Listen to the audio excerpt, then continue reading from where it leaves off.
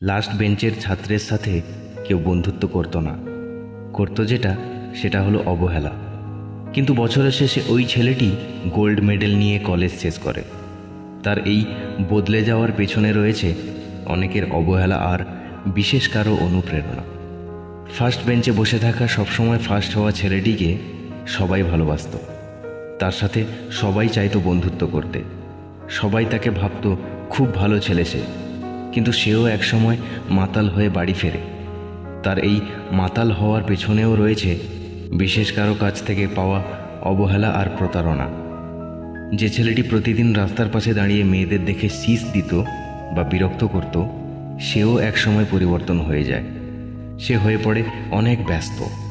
তার এই ভালো বা ব্যস্ত হওয়ার পেছনেও হাজার মানুষের অবহেলা বা বিশেষ কারো অনুপ্রেরণা রয়েছে। যেই ছেলেটি তার প্রিয় মানুষের কাছ থেকে একটি মেসেজ পাওয়ার আশায় সারা রাত জেগে থাকত, ভোর হয়ে সকাল হতো, সেও একদিন পরিবর্তন হয়ে যায়। তার এই পরিবর্তনের পেছনেও প্রিয় মানুষ কর্তৃক হাজারো অবহেলা কাজ করত। যেই ছেলেটি ভেবেছিল কোনোদিন প্রেম ভালোবাসা করবে না, সেও একদিন প্রেমে পড়ে যায় খুব নীরবে কোনো এক মায়াবতীর, যার হাজারো কেয়ারিং শেয়ারিং তাকে মুগ্ধ করেছিল। যেই ছেলেটা নিজেকে রোমিও ভাবত, শখানেক মেয়ের মন নিয়ে খেলা করত, একসময় সেও খুব একা হয়ে যায়। একাকিত্ব একটা সময় তার উপর ভর করে।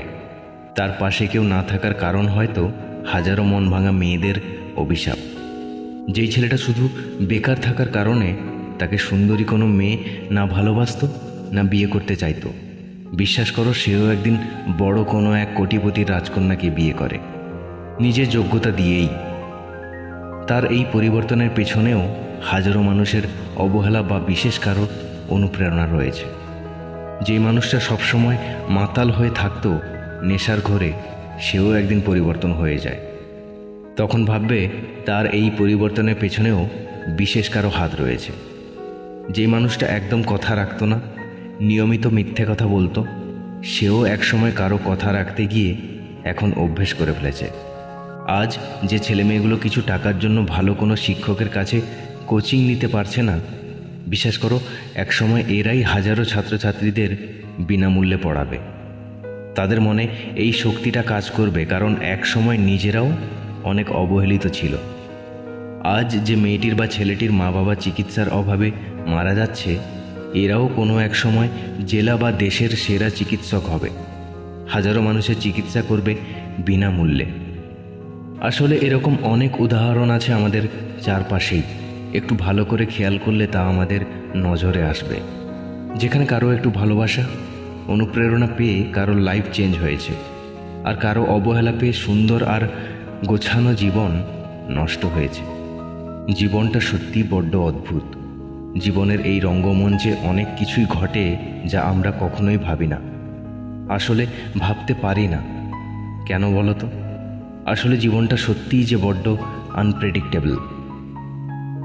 চলমান এই জীবনে হঠাৎ করে কেউ একজন চলে এসে জীবনটাকে একদম ম্যাজিকের মতো সুন্দর করে দেয়। চারপাশটা তখন খুব ভালো লাগতে শুরু করে, মনে হয় যেন সব কিছু ছবির মতো গোছানো। তাজা হয়ে বাঁচতে ইচ্ছে হয়, ভালো থাকতে ভালোবাসতে ইচ্ছে হয়। কিন্তু হঠাৎ ভাগ্যদেবীর কোনো এক অদ্ভুত পরিহাসে শীতের দুপুরে বৃষ্টির মতো আচমকাই সে চলে যায়। তুমি কিছু বুঝে ওঠার আগেই তোমার চারপাশের সব কিছু কেমন যেন এলোমেলো হয়ে পড়ে। হঠাৎ পাওয়া এই শকে তুমিও তখন আলুথালিত। ঘটনার আকস্মিকতায় তুমি যখন একটু ভাবতে বসবে, দেখবে চারপাশের তোমার প্রিয় মানুষগুলি কেমন পাল্টে গেছে তাদের আচার ব্যবহার। তখন মাঝে মাঝে মনে হবে জীবনের সব কিছু এখানেই শেষ, এখানেই জীবনটা থমকে গেছে, দাঁড়িয়ে গেছে। তবুও দিনের শেষে তুমি নিজেকে চালিয়ে নেবে, মানিয়ে নেবে। কেন বলো তো? কারণ জীবনটা তো একটাই। খুব কম মানুষ আছে যারা তাদের প্রিয় মানুষকে সঙ্গে নিয়ে সারা জীবন একসাথে চলতে পারে। তা সত্যি বড্ড ভাগ্যবান বা ভাগ্যবতী হয়। পৃথিবীতে কেউই পারফেক্ট নয়, আবার কেউ অযোগ্যও নয়। কোনো না কোনো এক স্থানে সেই সেরা। তাই কখনো কাউকে অবহেলা করতে নেই, বা ইংলিশে ইগনোর করতে নেই। যে যেরকমই হোক, সময় কাকে কখন কোন অবস্থায় দাঁড় করিয়ে মধুর প্রতিশোধ নেবে সেটা আমরা কেউ জানি না বা কখনো জানতেও পারবো না।